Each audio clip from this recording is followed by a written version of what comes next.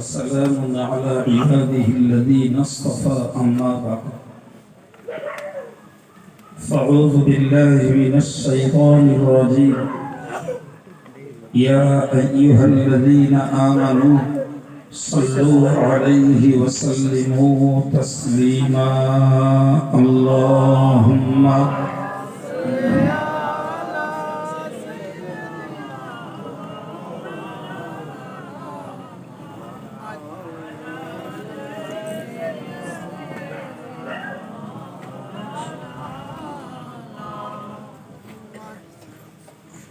وقال الله تعالى في القرآن المجيد وفي الفرقان الحميد أعوذ بالله من الشيطان الرجيم بسم الله الرحمن الرحيم فذكر بالقرآن من يخاف وعيد صدق الله العظيم وقال النبي صلى الله عليه وسلم من قال به فقد صدق ومن عمل به أجير ومن حكم به عدل ومن هدي إليه هدي إلى الصراط المستقيم সম্মানিত ওলামায়ে কেরাম বিশেষত বিদায়ী বক্তা ফুরফুরা শরীফের আওলাদে মুজাদ্দিদে জামান পীরজাদা হুজুর, সম্মানিত সুধী জ্ঞান পিপাসু দিলদার ইমানদার ধৈর্যশীল শ্রোতাবৃন্দ,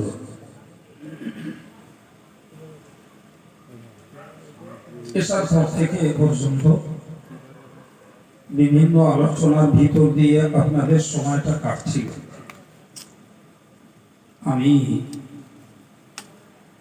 ক্লান্ত শ্রান্ত অবস্থাতেও যথাসময়ে বরং সময়ের আগেও আপনাদের খেদমতে পৌঁছাতে পেরেছি। শুকরিয়া আল্লাহ পাকের দরবারে। অল্প কিছুক্ষণ কথা বলবো, তারপর দোয়া সফে সানির দিকে মনোযোগ দেব ইনশাআল্লাহ। কাজ ছাড়া যে সমস্ত ভাইরা বাইরে আছে,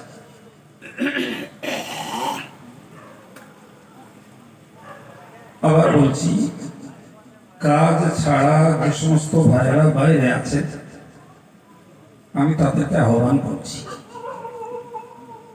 এই সুন্দর সাজানো গোছানো পরিবেশ, গতকাল সাংস্কৃতিক অনুষ্ঠানের ভিতর দিয়ে মজলিসটা চলেছিল, আজকে ওয়াজ মাহফিলের ভিতর দিয়ে মজলিসটা সমাপ্ত হতে যাচ্ছে।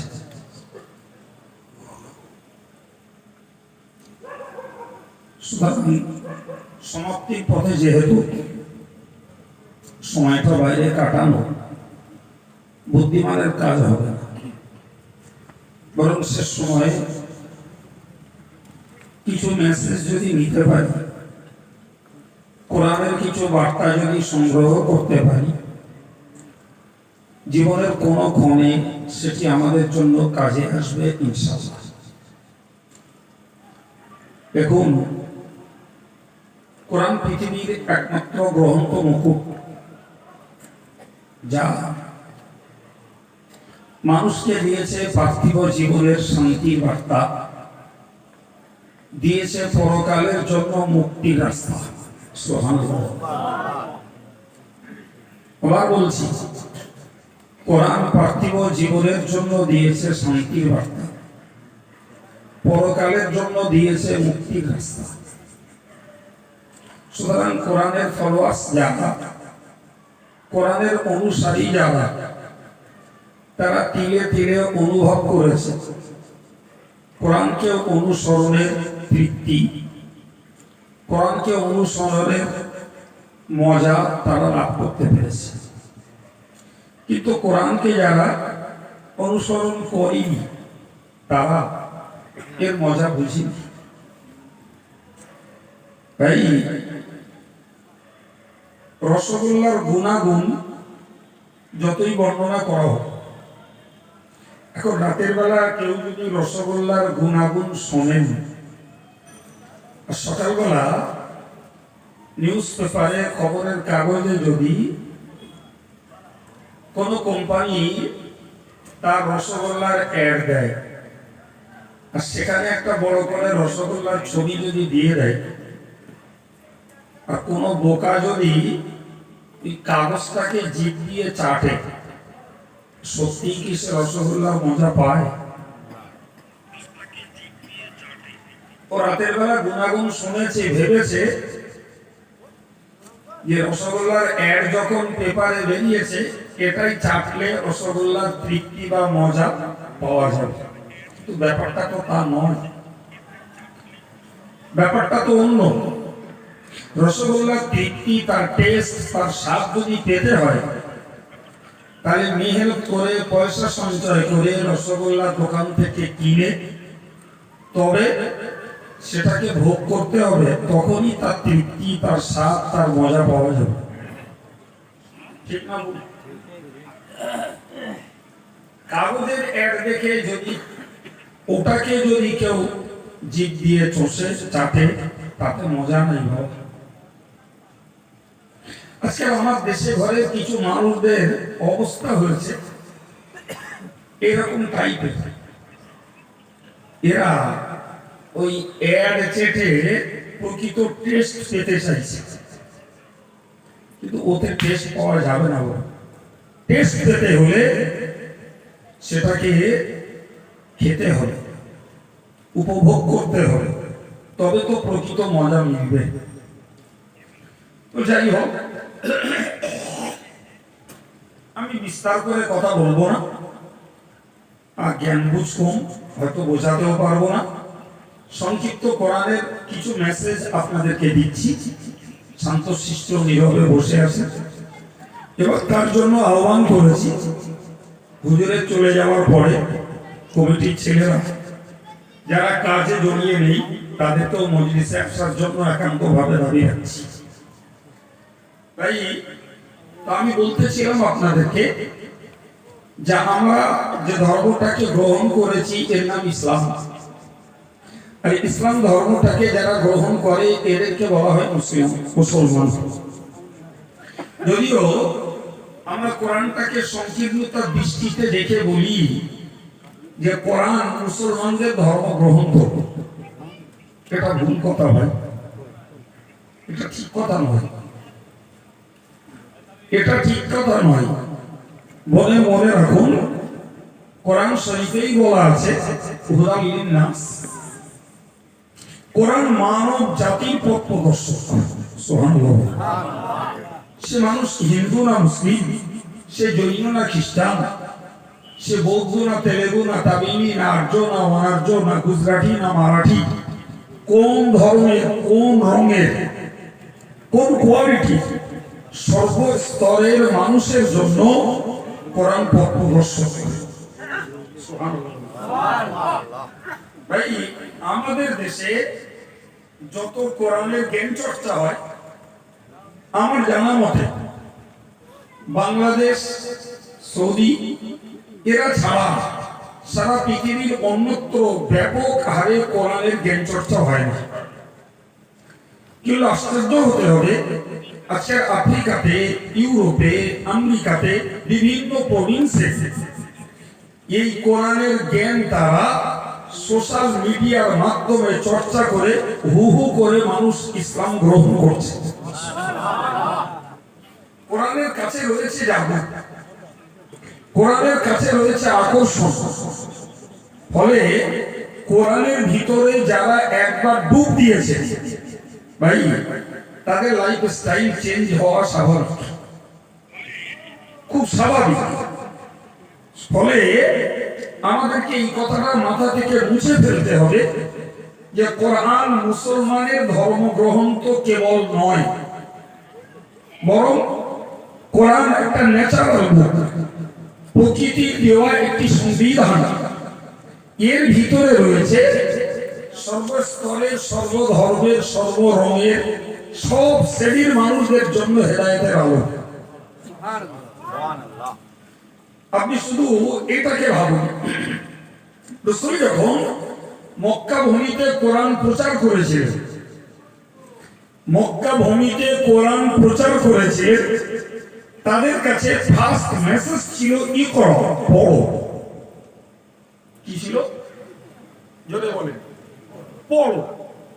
আচ্ছা, রাসূল এই বার্তাটা নিলেন, আল্লাহ দেয়া বার্তা, পড়ো। আর রাসূল যে কোরআন পেয়েছেন, এটা আত্মকেন্দ্রিক কুক্ষিগত করে রাখার জন্য নয় বাবা, যে আমি আল্লাহ তোমার কাছে কোরআন দিচ্ছি, তুমি এটাকে পড়ো, এটাকে চর্চা করো, এর আলোকে জীবন গড়ো, আমি এই জন্যই তোমার কাছে কোরআনের মতো একটি অপ্রতিদ্বন্দ্বী বিশ্ব পরিচালনার সংবিধান দিলাম। এটা নবীর জন্য এককভাবে নয় বাবা, বরং নবীকে আল্লাহ কোরআন দিয়ে বলেছিলেন, নবী জিবরাইল যখন কোরআন পড়ে, তুমি ফাত্তাবি কোরআন, জিবরাইল পড়াটাকে ফলো করো, নীরবতার সঙ্গে শোনো, মনোযোগের সঙ্গে কোরআনটাকে শোনো, এটা তোমার ডিউটি। রাসূল করছিলেন কি? জিবরাইলও পড়ছিলেন, রাসূলও ওই সঙ্গে পড়ে যাচ্ছিলেন। কারণ রাসূল ভেবেছিলেন যে কোরআন যখন আমাকে পরে কমিউনিটির কাছে, জাতির কাছে রেসাইটেশন করতে হবে, তেলাওয়াত করে শোনাতে হবে, তাহলে আমাকে তো এটাকে আয়ত্ত করা দরকার, ঠিক না? ফলে জিবরাইলের পড়ার সঙ্গে রাসূল পড়ছে, কিন্তু আমার আল্লাহ আমার নবীকে একটা বার্তা দিয়ে দিলেন, বললেন তোমাকে পড়তে হবে। জিবরাইল পড়ছে, তুমি শোনো, আর মনে রাখো ইন্না আলাইনা জামাআহু ওয়া কুরআনা, ওই কোরআনটাকে তোমার সিনায় গেঁথে দেওয়া আর তোমার জবান দ্বারা পুনরায় আবৃত্তি করানো, পড়িয়ে দেওয়া, ওই দায়িত্বটা আমি নিলাম।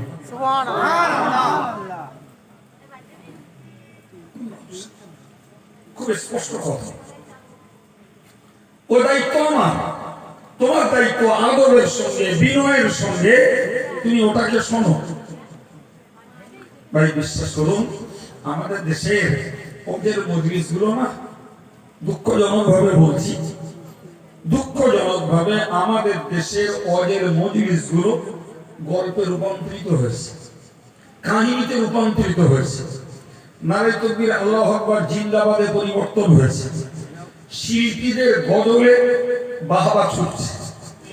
এই মজলিস গুলো প্রকৃতপক্ষে জ্ঞান চর্চার মজলিস আজকে যেন খানিকটা লুপ্তির পথে। বরং জ্ঞান চর্চা করলে কিছু মানুষের ব্রেনে ক্যাচ করে, সুর নেই, স্বর নেই, কি বলছে, এই করে করে মানুষের ব্রেন গুলো ড্যামেজ হয়ে গেছে। এই বিশ্বাস করেন আমার কথা, ব্রেন গুলো ড্যামেজ হয়ে গেছে। প্রকৃত জ্ঞান, প্রকৃত জ্ঞানের চর্চা, প্রকৃত আলোর দিশা কোরআন থেকে নেবে, এই মনোযোগ, এই মানসিকতা নারী পুরুষের বিরাট অংশে একদম কমে গেছে। ফলে প্রকৃত জ্ঞান চর্চা করলে মানুষের ব্রেন টানে। প্রিয় ভাইরা আমার, আপনি এইটাকে গভীরতার সঙ্গে ভাবুন যে এই মজলিসটা এটা গল্পের নয়, চঞ্চলতার নয়, অস্থিরতার নয়, এটা অমনোযোগিতার মজলিস নয়, এটা কোরআনের জ্ঞান চর্চার মজলিস, এটা স্থিরতার মজলিস, এটা আদবের মজলিস, এটা বিনয় নম্রতার মজলিস, এটা শুধু মানুষের মজলিস নয়, এটা ফেরেশতাদের মজলিস, এটা জিন জাতির মজলিস। অথচ আমাদের মধ্যে বেয়াদবির শেষ নেই, বেয়াদবির শেষ নেই, চঞ্চলতা, অস্থিরতা, অমনোযোগিতা, গল্প গুজব, শুধু গান শুনবার যন্ত্র এটা খোলা আছে, মাইকিং করা হচ্ছে, ফলে আওয়াজটা কানে যাচ্ছে মাত্র, কিন্তু এর প্রতি আমার আন্তরিকতা, আমার অ্যাটেনশন, আমার মনোযোগ এর প্রতি কতটা, এটা ভাবার লোক বড্ড কম। রাগ করছেন আমার কথা? আল্লাহ বলেছেন, ফাইদা কুলিয়াল কোরআন, তোমাদের কাছে যখন কোরআন পড়া হয়, ফাসতামিউ লাহু, ওটাকে মনোযোগের সঙ্গে শোনো। ওয়ানসিতু এবং নীরবতা অবলম্বন করো লাআল্লাকুম তুরহামুন আশা করা যায় তোমরা রহমত প্রাপ্ত হবে। আলহামদুলিল্লাহ। তাহলে কোরআনটাকে কোরআনের জ্ঞানটাকে যদি মনোযোগের সঙ্গে শোনা হয় তাহলে রহমত পাওয়া যায়, যা টাকা দিয়ে আর এটিএম এর কার্ড নিয়ে ঘুরে কোন দোকানদার বিক্রি করে না বাবা। রহমত কোন দোকানদার বিক্রি করে না। আর সেই রহমত পাওয়া যায় আদবের সঙ্গে নীরবতার সঙ্গে মনোযোগ দিয়ে কোরআন শুনলে, কোরআনের জ্ঞান চর্চা করলে। কি কারে বোঝাবো আর কে বুঝবে আর কে এ কথার মূল্য দেবে? আমাদের মায়েদের চঞ্চলতা শুরু হয়ে গেছে, বুঝতে পারছেন? বুঝতে পারছেন? এতক্ষণ চুপচাপ ছিল, এখন চঞ্চল হচ্ছে। কেন বলেননি? হ্যাঁ, চিল্লতে হবে, সুর দিতে হবে, দুটো গজল গাইতে হবে, কি নিয়ে বাড়ি যাবে ও সেন্স নেই। মানে বললাম না, ব্রেন ড্যামেজ হয়ে গেছে। জি, অথচ তাদের মধ্যে শিক্ষিতাও আছে, সবাই যে অশিক্ষিত তা নয়, কিন্তু পরিবেশটাই তৈরি হয়েছে একটা হুল্লোড়ের পরিবেশ। আল্লাহ এদের বুঝ দেন বলি আমিন। সম্মানিত ভাই আমার, তো আমি আপনাকে বোঝাচ্ছিলাম যে খোদ আল্লাহ নবীকে শেখালেন, নবী কোরআন যখন জিবরাইল পড়ে তুমি শুধু তার পড়াটাকে শুনে যাও, মনোযোগ দাও। তোমাকে পড়ার জন্য, আয়ত্ত করার জন্য ব্যস্ত হতে হবে না। তোমার সিনায় কোরআন গেঁথে দেওয়া আর পুনরায় ওটাকে আবৃত্তি করানোর দায়িত্ব আমি নিলাম। সম্মানিত ভাইরা, কোরআন বলছে وأنزلنا إليك الذكر لتبين للناس ما نزل إليهم لعلهم يتفكرون। আমার আল্লাহ নবীকে বললেন, নবী আমি তোমার কাছে কোরআন দিয়েছি, তোমার কাছে কোরআন দিয়েছি শুধু নিজে নিজে পড়ার জন্য নয়, তোমার কাছে কোরআন দিয়েছি নিজে কোরআনের আলোকে জীবন তৈরি করবে এজন্য নয়, বরং তোমার কাছে কোরআন দিয়েছি লিতুবাইয়িনা লিন-নাস, তুমি মানুষের কাছে কোরআনের বিবৃতি শুনিয়ে দাও, কোরআনের বার্তা মানুষের কাছে পৌঁছে দাও, কোরআনের ভাষণ মানুষের মাঝে ছড়িয়ে দাও। চিল্লে বলুন সুবহানাল্লাহ। স্পষ্ট কোরআনের বক্তব্য। কেন? তুমি যদি কোরআনের বার্তা, কোরআনের বক্তব্য মানুষের কাছে ছড়িয়ে দাও, লাআল্লাহুম ইয়াতাফাক্কারুন, আশা করা যায় তারা ভাববে, তারা গবেষণা করবে, তারা চিন্তা ভাবনা করবে, তাদের জীবনটা স্থিরতা তারা কোরআনের আলোকে নির্ধারণ করবে। আপনি প্রমাণ নেবেন? প্রমাণটা নেন, আল্লাহর এই বক্তব্যের সত্যতার প্রমাণ নেন। তাই রাসূল যখন কোরআনের বার্তা পৌঁছে দিলেন মক্কাবাসীর কাছে টাইম টু টাইম, যেমন আল্লাহ পাঠিয়েছে নবী তেমন ছড়িয়ে দিয়েছেন। কথা বোঝা গেল? জি, তার রেজাল্টটা দেখুন। যে মক্কাতে মুশরিকরা, যে মক্কাতে কাফেররা, যে মক্কাতে অগ্নি উপাসকেরা, যে মক্কাতে তারকা পূজক, যে মক্কাতে সূর্য পূজক, যে মক্কাতে চলছে পৌত্তলিকবাদী প্রতিমা পূজারী, যে মক্কাতে পাথর পূজারী, এতগুলো ভিন্ন ভিন্ন ধর্মের মানুষের অবস্থান। কথা বোঝা গেল? আর তাদের মাঝে আমার নবী সাল্লাল্লাহু আলাইহি ওয়াসাল্লাম কোরআন পড়ে দিলেন। কি পড়লেন? কোরআনের অংশ পড়লেন, লা ইলাহা ইল্লা আনা। কোরআনের একটা বার্তা, আমি ছাড়া উপাস্য কেউ নেই। ফাবুদুন, তোমরা আমার উপাসনা করো, আমার আরাধনা করো, আমার গুণগান গাও, আমার কাছে যাত্রা করো, ভিক্ষা করো, আমার কাছে সাহায্য তলব করো, তোমার মাথাটাকে আমার কাছে নত করো, আমি ছাড়া আর কারোর কাছে নত করা যাবে না। সুবহানাল্লাহ। অপর আরেকটি কথা, লা ইলাহা ইল্লা হুয়ার রহমানুর রহিম। হে বিশ্ব মানব, তোমরা মনে রাখো, আমি আল্লাহ ছাড়া কোনো উপাস্য নেই। আমি হলাম অসীম দয়াল, অতীব কৃপাবান। একবার জোরে বলে। আমি বার্তা কথা বলবো না, সময় কম। যে এই দুটো আয়াতকে একটু মূল্যায়ন করব, দুটো আয়াতকেই মূল্যায়ন করে। ভাই, এই কথা দুটো প্রকাশ করলেন আমার নবী। ওদের মাথার যেটা ভাবনা, মুহাম্মদ জীবনে লেখাপড়া শিখিনি, মুহাম্মদ জীবনে কাউকে গুরু বলেনি, মুহাম্মদ পূর্বেকার গ্রন্থ তাওরাত, ইনজিল, জবুর কোন আসমানি কিতাবের বার্তা শিখিনি। সেই মুহাম্মদ বলছে কোরআনের থ্রু দিয়ে লা ইলাহা ইল্লা আনা, আমি ছাড়া উপাস্য কেউ নেই। ওদের মাথায় হাইকোর্ট খেলল, ওদের মাথায় এটা অস্থির করে তুলল যে এই কথাটা মুহাম্মদ কেমনে বলবে যে আমি উপাস্য। এই কথাটা মুহাম্মদ কেমনে বলবে যে আমি অসীম দয়াল, অতীব কৃপাবান। এটা তো মুহাম্মাদের বচন, মুহাম্মাদের বক্তব্য হতে পারে না, এটা তো সম্ভব না। কেন? মুহাম্মদকে আমরা তো 40 বছর ধরে দেখে আসছি, তার আচরণ দেখছি, তার ব্যবহার দেখছি, এবং তার সততা, তার স্বচ্ছতা, তার বিনয়, তার নম্রতা, তার সামাজিকতা, তার মানব প্রেম, যে সব তো আমরা চোখে দেখে আসছি 40 বছর ধরে। তো 40 বছরের ভিতরে মুহাম্মাদের কাছ থেকে এরকম কোন স্পিচ, এরকম কোন উক্তি তো পাইনি। তাহলে আজকে যখন সেই কথাটা মুহাম্মাদের মুখ দিয়ে বার হচ্ছে, এটা তারা ওভারস্ট্যান্ড করি, এটা মুহাম্মাদের নিজের কথা নয়। মুহাম্মদ নিজে বলবে আমি অতীব দয়ালু, অসীম দয়ালু, অতীব কৃপাবান।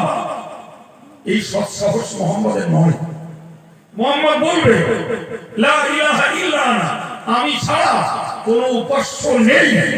এই কথাটা তো মুহাম্মাদের হতে পারে না, সম্ভব না। তারা ভাবতে লাগে, তারা গবেষণা করলো যে এরূপ কথা মুহাম্মাদের বংশের ইতিপূর্বে কেউ বলেছে কিনা। রেকর্ড খুঁজে দেখলো না, তো মুহাম্মাদের বংশে ইতিপূর্বে এই জাতীয় কথা কেউ বলেনি। মুহাম্মদ বলছে আই এম মেসেঞ্জার অফ আল্লাহ, আমি আল্লাহ পাকের দূত, আল্লাহর বাহক আমি। এই কথা কি কেউ বলেছে তার আগে?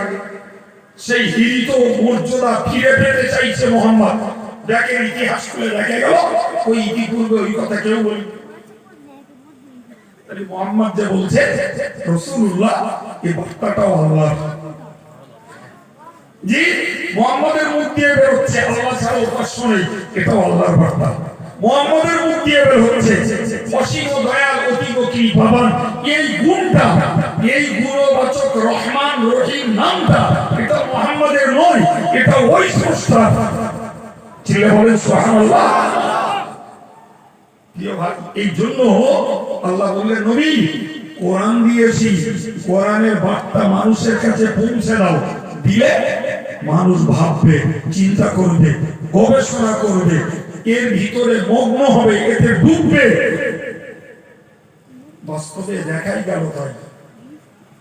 যত কোরআন শুনলো তত তাদের ভিতরে আমূল পরিবর্তন। শিরকের ঘর থেকে বেরিয়ে ঈমান কবুল করলো, কাফেরের ঘর থেকে বেরিয়ে আল্লাহর একত্ববাদকে বিশ্বাস করে নিল। যে অগ্নি উপাসকের ঘর থেকে বেরিয়ে যে আল্লাহর একত্ববাদকে বিশ্বাস করলো। পারস্য থেকে সালমান ফারসি মদিনায় এসে ইসলাম কবুল করলো। বেলালের মতো মানুষ আবিসিনিয়া থেকে বেরিয়ে এসে মক্কায় এসে দাসত্বগিরি করতে করতে জীবন বাজি রেখে আল্লাহ তাওহীদকে বিশ্বাস করে নিল।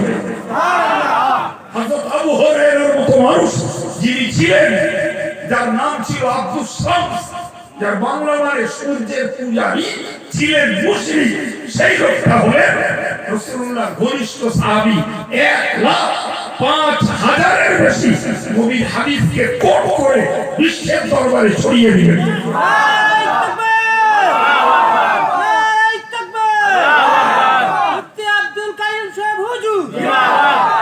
প্রিয় ভাইরা আমার, এটাই কোরআনের জাদু, এটাই কোরআনের গবেষণার সুফল। আজকে তো আমি কথা বলছি মুসলিম কমিউনিটিতে, কলেমার ভাই বোনেদের কাছে আমি তো কথা বলছি যারা কলেমার চরিত্রে নিজেদের জীবনটাকে কম বেশি আচরণ করে করেন, কলেমার রঙে নিজেদেরকে রঞ্জিত করে নামাজি, রোজাদার, টুপিওয়ালা, দাড়িওয়ালা, কিছু না কিছু ধর্ম পথে তো মুসলিম সমাজের লোক এগিয়ে আসে রে বাবা। হ্যাঁ বলেন, 10% না হোক, 50% না হোক, 40% নারী পুরুষ তো ধর্ম করছে। তাদের সঙ্গে কথা বলছি। আমার রাসূল যখন কথা বলেছিলেন, কে ছিলেন বলেন বলেন, কেউ ছিলেন? তাদের জীবনের এই পরিবর্তন কিসে? তাদের জীবনের এই পরিবর্তন কিসে? একমাত্র কোরআনকে নিয়ে গবেষণা করায়, কোরআনকে নিয়ে ভাবনা চিন্তা করায়, কোরআনের জ্ঞানের ভিতরে ডুবে যাওয়ায় তাদের জীবনের আলো জ্বলে উঠেছে। ফলে তারা আল্লাহকে এক বলে চিনেছে, মুহাম্মদকে তার বার্তাবাহক হিসাবে চিনেছে, তার দূত হিসাবে চিনেছে। তারা চিনে নিয়েছে পরকালকে, তারা বিশ্বাস করে নিয়েছে পারলৌকিক বিষয়গুলিকে, তারা বিশ্বাস করেছে জাহান্নামকে, তারা বিশ্বাস করেছে জান্নাতকে। পরে তাদেরকে দেখতে পাওয়া গেছে তারা কবরের আযাবকে ভয় পেয়েছে, তারা ভয় পেয়েছে হাসরের বিভীষিকাময় দিনটাকে, তারা ভয় পেয়েছে আমলনামা বাম হাতে আসলে বিপদে পড়তে হবে, তারা ভয় পেয়েছে পাপের পাল্লা ভারী হয়ে গেলে আমাকে জাহান্নামের অনল কুণ্ডে জ্বলতে হবে, তারা ভয় পেয়েছে জাহান্নামের উপরের পুলটাকে অতিক্রম করতে হবে, তারা ভয় পেয়েছে আমাকে জাহান্নামে চির নিক্ষিপ্ত হয়ে দগ্ধীভূত হতে হবে। আর এই ভয় পাওয়ার বিনিময়ে তারা বাঁচতে চেয়েছে, তারা বাঁচতে চেয়েছে। সত্যি নবীর কাছ থেকে তারা সে গ্যারান্টি পেয়েও গেছে। আল্লাহর নবী বলেছেন, আল্লাহর নবী বলেছেন লা ইয়ালিজান নার মান রাআনি ওয়া আমানা বি। নবী বলেছেন যারা আমাকে দেখেছে আর আমার প্রতি ঈমান এনেছে, আমাকে দেখেছে আর আমার প্রতি ঈমান এনেছে, আমার কথা শুনেছে এবং আল্লাহকে এক বলে দৃঢ়তার সঙ্গে বিশ্বাস করেছে, আমি নবী বলছি এদের কেউ জাহান্নামে যাবে না। আর তোমার খুলে বলে বরং পাল্টা নবী রিওয়ার্ড দিয়েছে, আমার আল্লাহ তাদেরকে পুরস্কার ঘোষণা করেছেন ইন্নাল্লাযীনা আমানু ওয়া আমিলুস সালিহাত, নিশ্চয়ই যারা ঈমান নিয়ে এসেছে ওয়া আমিলুস সালিহাত এবং সৎ কর্মগুলি করেছে, আমি আল্লাহ তাদেরকে পুরস্কার ঘোষণা করলাম। কানাত লাহুম জান্নাতুল ফিরদাউসি নুজুলা, তাদের জন্য প্রস্তুত রয়েছে, তাদের জন্য রয়েছে জান্নাতুল ফিরদাউসের আতিথেয়তা, জান্নাতুল ফিরদাউসের মেহমানদারি। তারাই হলো জান্নাতুল ফিরদাউসের গেস্ট। সুবহানাল্লাহ। কি গো, একদিকে জাহান্নাম থেকে মুক্তির নিশ্চয়তা, আর একদিকে জান্নাত পাওয়ার চূড়ান্ত পর্যায়ের আশা। এই আশা আর এই ব্যর্থতা দুটোই তো ঘোষণা হয়েছিল 1400 বছর আগে ওই বর্বর অসভ্য জাতির মাঝে। সুবহানাল্লাহ বলে। এই ব্যর্থতা থেকে তারা বাঁচার জন্য আর আশায় আশান্বিত হয়ে জান্নাত পাওয়ার জন্যই তো তারা ঈমানে দীক্ষিত হয়ে ইসলামী আচরণে তাদের জীবনটাকে ভরিয়ে তুলেছিল। লেটেস্ট চূড়ান্ত কথা আল্লাহ বলেছেন রাদিয়াল্লাহু আনহুম ওয়া রাদু আনহু। ও নবী সাহাবীরা, তোমাদের জন্য সুখবর, তোমাদের জন্য সুসংবাদ যে আমি আল্লাহ তোমাদের প্রতি সন্তুষ্ট। তবে এই সন্তুষ্টির বার্তা পাওয়ার জন্য সাহাবায়ে কেরামদের আগে নিজেদের একটা রেকর্ড দিতে হয়েছে, সেটি হলো অরদু আনহু, আল্লাহ পাকের সমস্ত হুকুম আহকাম বিধি বিধানের উপরে আমার নবী সাহাবীরা বিনা সমালোচনায় পরিপূর্ণ সন্তুষ্টি প্রকাশ করেছেন। কোরআন মেসেজ দিয়েছে নামাজ পড়ো, শুরু করেছে। কোরআন বার্তা দিয়েছে যাকাত দাও, যাকাত দিয়েছে। কোরআন বার্তা দিয়েছে রমজানের রোজা রাখো, তারা রোজা রেখেছেন। কোরআন বার্তা দিয়েছে হজ করো, তারা হজ করেছেন। কোরআন বার্তা দিয়েছে জিকির করো, তারা জিকিরে মশগুল হয়ে গেছে। কোরআন বার্তা দিয়েছে তাসবিহ পড়ো, তারা তাসবিহে মশগুল হয়ে গেছে। কোরআন বার্তা দিয়েছে কোরআন তেলাওয়াত করো, তারা কোরআন তেলাওয়াতে মনোযোগ দিয়েছে। কোরআন বার্তা দিয়েছে বাপ মাকে ভক্তি শ্রদ্ধা করো, তারা বাপ মাকে ভক্তি শ্রদ্ধা করতে শিখেছে, শুরু করেছে। কোরআন বার্তা দিয়েছে সত্য কথা বলো, তারা মিথ্যা ভেষা গ্রহণ করেনি। কোরআন বার্তা দিয়েছে বড়কে সম্মান করো, ছোটকে স্নেহ করো, মানির মান দাও।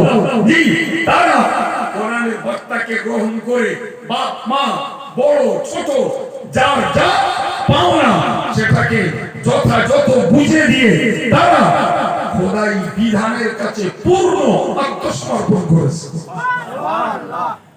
অপরদিকে কোরআনের নিষেধকৃত বিষয়গুলি থেকে তারা নিজেদেরকে পূর্ণ গাইড দিয়েছে, বিরত থেকেছে। আমার আল্লাহ তাদেরকে শুনিয়ে দিয়েছেন, ফামান তাবিয়া হুদায়া ফালা খাউফুন আলাইহিম ওয়ালা হুম ইয়াহজানুন। আমার আল্লাহ বললেন, যারা আমার দেখানো রাস্তাকে ফলো করলো, যারা আমার দেখানো রাস্তাকে অনুসরণ করলো, আমার দেখানো রাস্তাতে যারা চললো, আমার যে রাস্তাতে আমি নো এন্ট্রি বোর্ড লাগিয়ে দিয়েছি সেই রাস্তায় আর গেল না, না রয়েছে তাদের পৃথিবীতে ভয়, না রয়েছে আফটার ডেথ, মৃত্যুর পরে তাদের কোনো দুশ্চিন্তা। আর একটু জোরে বলে প্রিয় ভাই আমার, কি দিয়ে আপনাদেরকে বোঝাবো যে রাসূলুল্লাহ কোরআনকে হাতে নিয়ে শুধু একটা মানুষকে নামাজি বানাতে আসেননি, রাসূল শুধু দাড়ি রাখাতে আসেননি, রাসূল শুধু টুপি পরাতে আসেননি। রাসূল এসেছিলেন আল্লাহ প্রিয় একটা জাতি গড়তে, আল্লাহ প্রিয় একটা সমাজ গড়তে। রাসূল পৃথিবীতে এসেছিলেন প্রকৃত একটা সুশীল সমাজ, মানবতার সমাজ গড়তেই আল্লাহ নবীকে পাঠিয়েছে, সঙ্গে কোরআন দিয়েছেন। কি বুঝেছেন জি ভাই? রাসূল করিম সাল্লাল্লাহু আলাইহি ওয়াসাল্লাম মক্কা থেকে মদিনায় এসেছেন মাত্র ৮-৯ মাস। কমাস বললাম বাবা, মাত্র ৮-৯ মাস, এর বেশি নয়। জি, ইতিমধ্যেই মদিনার সমাজ ব্যবস্থার পরিবর্তন হয়েছে। মদিনার মানুষগুলোর ভিতরে মানবতা বোধ ফিরে এসেছে, যুদ্ধাঙ্গহী মন। তাদের মনে ছিল মারমার কাটকাট চরিত্র। এই মারামার কাটকাট চরিত্র থেকে তারা বিনীত, বিনম্র, ভদ্র মানুষে পরিণত হয়েছে। সব থেকে বড় কথা হলো না দেখা আল্লাহকে তারা পূর্ণতার সঙ্গে আনুগত্য স্বীকার করে উপাসনা করা ধরেছে। কমাসের ব্যবধান ৮-৯ মাস, ৮-৯ মাসের ব্যবধান। ভাই, আজকের মতো টেলিফোনের যুগ নয়, সে যুগের কমিউনিকেশন ছিল অত্যন্ত দূরস্থ। জি, কেবলমাত্র ব্যবসায়ী কাফেলার মাধ্যম দিয়ে এক দেশের খবর আরেক দেশে যেত। এই কথা বুঝতে পারেননি? জি, আজকে হ্যালো বললাম আমেরিকা চলে গেল ১ মিনিটে, হ্যালো বললাম তা আরবে চলে গেল। ব্যাপারটা তো অমন নয়। কথা বলতে বুঝতে পারছেন? জি, তো মদিনার ব্যবসায়ী কাফেলারা নাজরানে গেছে। কোথায় গেছে বললাম? নাজরান একটা দেশ। এই মুহূর্তে গুগল ম্যাপে সার্চ করলে পাওয়া যাবে, সম্ভবত মক্কা থেকে প্রায় 1800 কিলোমিটার। কত বললাম? তার মানে 1775 কিলোমিটারের মতো। জি, গুগল ম্যাপে সার্চ করলে বুঝতে পারা যাবে। যাই হোক, আমি যেটা বলছি এটা ওখানে জায়গা থাকে তাদের কাছ থেকে রিপোর্ট নিয়ে বলছি। আপনি বলুন 1400 বছর আগে রাস্তাটা কত দুর্গম ছিল, স্বাভাবিক না? যে তথাপিও ব্যবসা সূত্রে লেনদেন ছিল ইয়ামানের সঙ্গে শামের সঙ্গে পারস্যের, জি পারস্যের সঙ্গে ছিল হেজাজে, সব ব্যবসা সূত্র।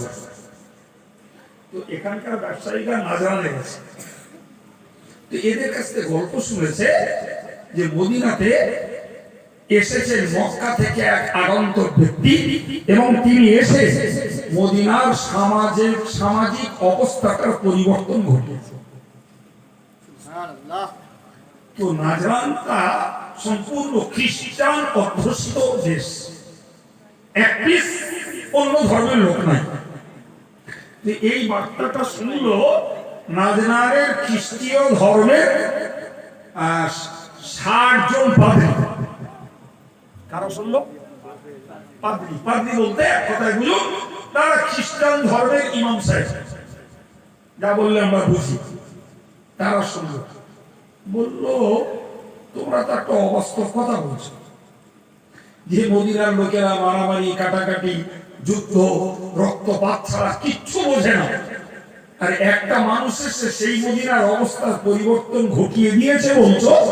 ব্যাপারটা আমাদের কাছে যেন অবিশ্বাস্য, কোন অবস্থাতেই বাস্তবটাকে বিশ্বাস করা যাচ্ছে না। ঠিক আছে, এরা ব্যবসা সূত্রে ব্যবসা করতে গেছেন, তারা ব্যবসা বাণিজ্য করে চলে এসছেন। ওই 60 জন পাদ্রী ওরা ঠিক করেছেন যদি এদের রিপোর্টটা সত্যি হয় তাহলে আমাদের একবার ব্যাপারটাকে সন্ধান নেওয়া দরকার। এই লোকটার কাছে কি জাদু আছে, এই লোকটার কাছে কি জাদু আছে যে জাদুর বিনিময়ে মদিনার মতো শৃঙ্খল, মদিনার মতো যুদ্ধের মানসিকতার মানুষদের পরিবর্তন করে একটা সুন্দর সুশীল ভদ্র বিনম্র সমাজে পরিবর্তন করেছে বলছে। ব্যাপারটা একটু দেখার আছে। এই তাদের এই উদ্দেশ্যটাকেও ধন্যবাদ দিতে হবে। কি বলে? হ্যাঁ, আমরা এতনা কুড়িয়ে কারোর নামে যদি একটা কথা ফেসবুকে ছড়ায়, টুইটারে ছড়ায়, হোয়াটসঅ্যাপে ছড়ায়, কিংবা কেউ যদি চার দোকানে একটু কান কামড়ে দেয়, আমরা বিনা যাচাইয়ে পেট্রোলের মতন বিরোধী ছড়িয়ে দিই। নাকি ভুল বলছি? পেট্রোল তো বোধহয় একটু দেরিতে ছড়ায়, বাতাস তার আগে ছড়িয়ে দেয়। এই শুনেছিস সে কারিম সাহেব না অমুক, কারিম সাহেব না এই হয়ে, শুনেছিস সে অমুক এসে কারিম সাহেবের ডাক বলা ভুলে গেছে না, কাপের বেঈমান জাহান্নামী, কিন্তু হদ্দ দেওয়া ধুয়ে দিয়েছে। এই করে করে এদের জীবনের মূল্যবান সময় আর শিক্ষাটাকে সর্বনাশ করছে, আর নিজেদের জন্য জাহান্নামের কাঠকাটা যাত্রা করে খুঁজছে। এরাই নাকি কম্পিউটার যুগের শিক্ষিত যুগের লোক নাকি। যে 1400 বছর আগে নাজারানের ওই খ্রিস্টানদের ধন্যবাদ দিতে হয়, তারা রাসূল সম্পর্কে, ইসলামী জীবন ব্যবস্থার ব্যাপারে, কোরআনের সমাজের ব্যাপারে নাজারানে বসে যা শুনেছে, জি বিনা সমালোচনায় সেটাকে যাচাই করতে এত দূর রাস্তা তারা এসছেন সেই নাজরান থেকে মদিনা উপখণ্ডে। আমরা একবার জিজ্ঞাসা করি, হুজুর শুনছিলাম আপনার নামে একটা কথা, হুজুর ব্যাপারটা কি? আমি আজকে সারাদিন ভাই এত ব্যস্ততায় কেটেছে কল্পনা করা যায়। সারাদিন 20 জন শিক্ষকের ইন্টারভিউ নিয়েছি এক মাদ্রাসা, আর এক মাদ্রাসা নিজেদের সমস্যা নিয়ে 2 ঘন্টা ধরে তাদের সঙ্গে একটা সিটিং এ বসছি, ফের আর এক মাদ্রাসা নিয়ে সিটিং এ বসে এই করে করে নাজেহাল হয়ে গেছে সারাদিন। জি কেন বললাম দুম করে কথাটা? ইন্টারভিউটা আলাদা জিনিস, এই বাকি দুটো ওই রকম কি বলবো বলুন, খারাপ ভাষা বলছি না, ভালো ভাষায় বলছি, প্রমাণ শূন্য কথার কিত্তা, প্রমাণ শূন্য কথার না, আর কিছু। একটা সূত্র তৈরি হলো, তো একটা খোঁজ নে, এই যে লোকটা বলছে ভাই তুমি কথাটা কোথায় পেলে, ও যাচাই করার মতন মানসিকতা নেই। আব্দুল কাদের বলেছে তবে তো সত্য। আব্দুল কাদের যে নিজের স্বার্থে, নিজের সুবিধার্থে, নিজের ভারসাম্য সম্মান, নিজের আভিজাত্য রক্ষার জন্য মিথ্যা বলতে পারে, এই ধারণাটাই মানুষের ভুল হয়ে গেছে।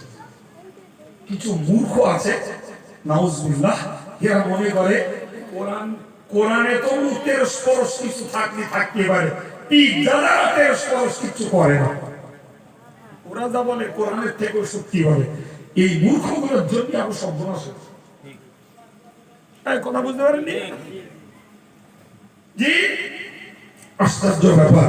তো বললাম আজকে সারাদিনে বড় বড় দুটো সিটিং করেছি, শুধু ওই প্রমাণ শূন্য কথার ফেতনা মেটাতে। আর এসা নিজে ক্লাস করেছি, ইন্টারভিউ নিয়েছি 20 জন শিক্ষকের, জি, তার মধ্যে 12টা মওলানা বিভাগের, 4টে কেরাত বিভাগের, 4 জন ম্যাথের, এইসব করে সারাদিন ব্রেন দাম। তারপরে এই 4 নম্বর সভা হচ্ছে। জি, তো যাই হোক, আমি যেটা বোঝাতে চাইলাম, এমনি এমনি বকছি না বাবা, শুধু বকছি এই জন্য আল্লাহর রাস্তে জিন্দেগিতে কোন উড়ন্ত কথাকে দুম করে বিশ্বাস করবেন না। খুব বাজে জিনিস, খুব বাজে জিনিস। সময় থাকে যাচাই করবেন, না হলে কানে পড়েছে হজম করে দেবেন। ভালো বলেছি না খারাপ বলেছি? যদি মিছা মনটা হালুচালু করে ভাই খোঁজ নে, এর তথ্য কোথায়, গোড়া কোথায়, না হলে ভাই সেই বাঁশের কঞ্চির পানি খাওয়া মতন হবে। বলো রাত 1:30টার সময় বাঁশবাগানে লাইট মেরে হাইকেল ধরিয়ে রস কাটতে যে দেরিয়ে দেখাবে তার ব্যায়াম সেরে যাবে, শেষ পর্যন্ত দেখা যাচ্ছে যে একটা বেজন্মা খবর। এই বুঝতে পারেনি? মূলত বাঁশের কঞ্চির পানিতে মাদকতা আছে, ওটা এমনি শরীয়তের মশলায় পান করা নিষেধ। তুই যখন খেতে যাচ্ছিস তাহলে তার মৌলিকত্বটা, গোড়াটা আগে খোঁজ।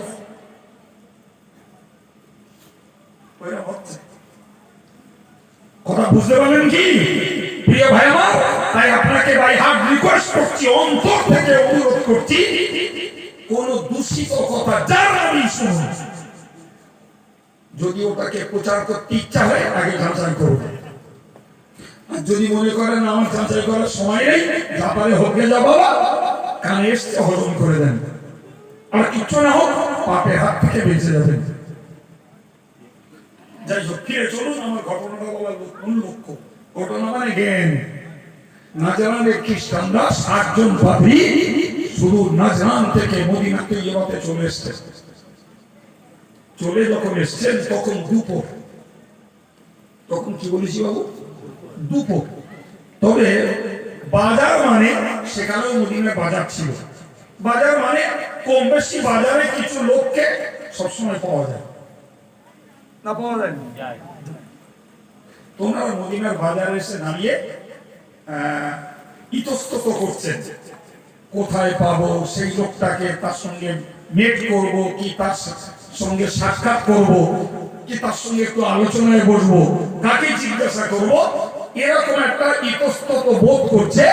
ইতিমধ্যে তাদের কানে ধ্বনি চলে এলো, আল্লাহু আকবার, আল্লাহু আকবার। মসজিদে নববীর মধুর কণ্ঠের আওয়াজ, আওয়াজটা সবেমাত্র কানে এসেছে।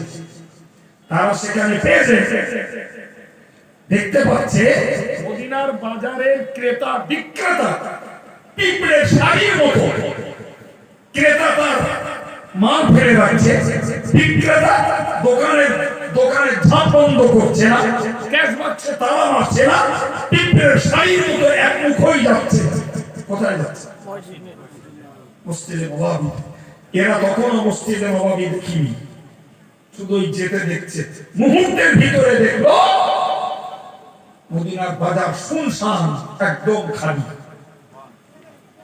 কত লোকের মাল পড়ে আছে, কত ক্যাশ বাড়ছে, পয়সা পড়ে আছে, কোনো ভ্রুক্ষেপ নেই, কোনো পাহারাদার নেই, কেউ নেই।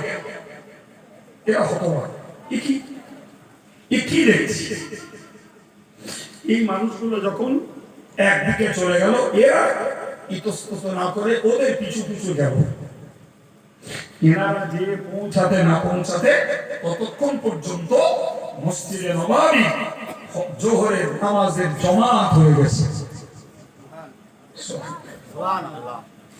জোহরের নামাজের জামাত শেষ করে যখন সাহাবায়ে কেরামেরা বাইরে বের হচ্ছেন, খ্রিস্টান পাদ্রীদের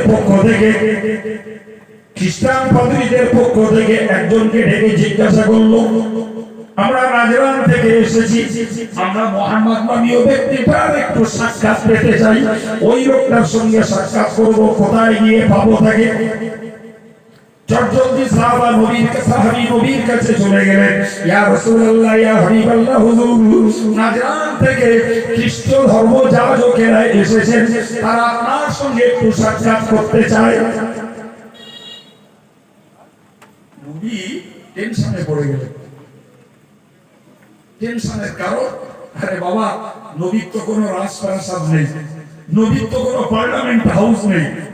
নবীর পার্লামেন্ট মানে মসজিদে নববী, খেজুর পাতার দেওয়াল, খেজুর পাতার ছাউনি, আর মেঝেটা পাথর কাঁকরে ছোট ছোট নুড়ি। সেজদা করলে স্পষ্ট রাআইতু আসারা সুজুদ ফি জাবাহিহি। সাহাবীরা বলতেন নবীর কপালে সেজদার কাদা লাগা চিহ্ন দেখা যেত। আল্লাহু আকবার। জি, এই হলো রাসূলের পার্লামেন্ট। রাসূল যা কিছু করতেন ওই নামাজের পর। সাহাবারা পার্লামেন্টের সদস্য। কথা বুঝে আসছে না বাবুজি? আর সেইখানটায় বসে তুমি ভাবছেন এরা প্রথমত আমার মেহমান, দ্বিতীয়ত এরা ভিন ধর্মের, কথা বুঝে আসছে, এবং এরা কোনো কমন গেস্ট নয়, এরা তাদের মধ্যকার পদস্থ সম্মানীয় পোর্টফোলিও ব্যক্তিত্ব, এরা সেই ধর্মের পাদ্রী। এদের তিনটে প্লাস পয়েন্ট। কটা? একটা হলো বিদেশি, দ্বিতীয় হলো ভিন ধর্মের, তৃতীয় হলো এরা সাধারণ কোন অতিথি না, এরা পদস্থ অতিথি। এদের জায়গা দেবো কোথায়? এদের নিয়ে আলোচনার টেবিল বানাবো কোথায়? এই নিয়ে নবী টেনশনে পড়লেন। সাহাবায়ে কেরামদেরকে বলতেই একজন সাহাবী বললেন, ইয়া রাসূলুল্লাহ, একটা কাজ করলে হয়। জোহরের নামাজ হয়ে গেছে, মানে সূর্য পশ্চিম দিকে ঢলে গেছে, তাই না? জোহরের নামাজ কখন হয়? আর এই জোহরের নামাজের স্টার্টিং টাইম, শুরু সময়টা হলো সূর্য তার কেন্দ্রবিন্দু থেকে পশ্চিম দিকে যেই ঢলা শুরু, জোহরের তখন শুরু। তো সূর্য পশ্চিম দিকে যখন ঢলে গেছে, তাহলে পাহাড়ের পূর্ব দিকটায় ছায়া পড়বে, তাই না? একজন সাথী বললেন, ইয়া রাসূলুল্লাহ, এনাদেরকে নিয়ে পাহাড়ের পূর্ব দিকটায় বসা যায়। রাসূল বললেন, আহা, এরা সম্মানিত অতিথি, এরা ভিন ধর্মের লোক, এদের জন্য ওই জায়গাটা উপযুক্ত নয়। সুবহানাল্লাহ। অপর একজন সাহাবী বললেন, ইয়া রাসূলুল্লাহ, ইয়া হাবিবাল্লাহ, হুজুর, একটা কাজ করা যায়। আমার খেজুর বাগানটা ঘন পল্লবে ভরা, অত্যন্ত ঘন খেজুর বাগান, এত ঘন, এত পাতা, সূর্যের তাপ আমার খেজুর বাগানে পড়ে না, এমনকি খেজুরগুলো পেকে গেছে, পালা হয়ে গেছে, গাছে খেজুর নাই, আবার তলাটা ছায়া, খেজুর বাগানে নিয়ে তো বসা যায়। কথা বোঝা গেল? নবী বললেন, ওটাও এনাদের মতো মানুষদের বসার জন্য উপযুক্ত নয়। বুঝছেন? রাসূলুল্লাহ পর ধর্মের প্রতি কতটা নিবেদিত,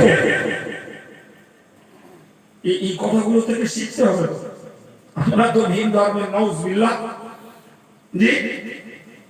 তাদের প্রতি তিরস্কার, ভৎসনা, গালি, আরে না, এটা কোরআন নিষেধ করেছে।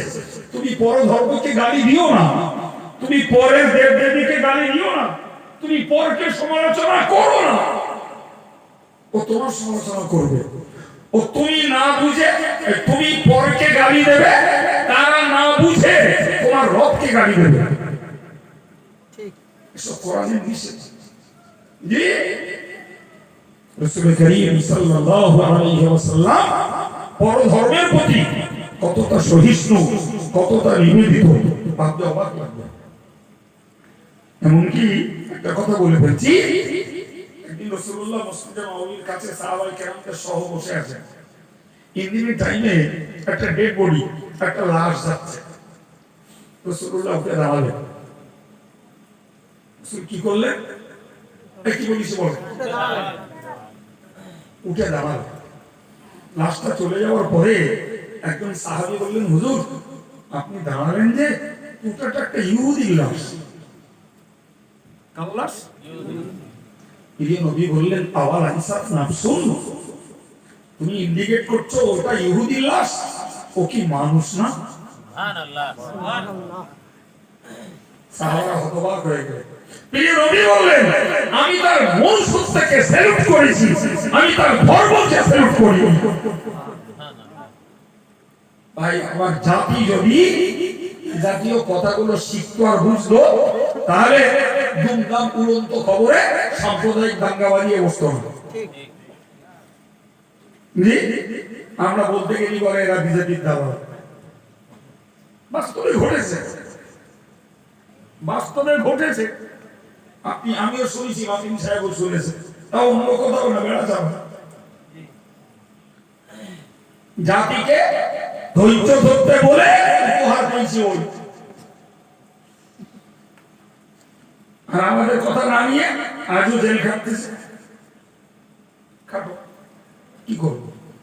প্রিয় ভাই আমার, কথা পৃষ্ঠে কথা বলতে পেরে ফেললাম, আর বলবো না। তো আমি যেটা বোঝাতে চাইছি, রাসূল করিম সাল্লাল্লাহু আলাইহি ওয়াসাল্লাম ওদেরকে বললেন, এক কাজ করো, আমার যা আছে সেটাই যথেষ্ট। সাহাবীকে বললেন, যাও ওনাদেরকে ডেকে মসজিদে নববীতে নিয়ে এসো। কোথায় জায়গা দিলেন? কোথায় জায়গা দিলেন? তারা কোন ধর্মে? আল্লাহু আকবার। সম্মানিত ভাইরা আমার, প্রিয় নবী সাল্লাল্লাহু আলাইহি ওয়াসাল্লামের সঙ্গে ওরা একটা আলোচনায় বসলো, রাসূলের পরিচয় নিল। রাসূল করিম সাল্লাল্লাহু আলাইহি ওয়াসাল্লামের কাছে তারা জানতে চাইল, এই উদ্দেশ্য বর্বর উচ্ছৃঙ্খল যুদ্ধবন্দী, যাদের যুদ্ধের মানসিকতা সবসময় মারামারি কাটাকাটির মানসিকতা, এই জাতটাকে আপনি পরিবর্তন করলেন কি দিয়ে? প্রশ্নটা ভাইটাল, তাই না?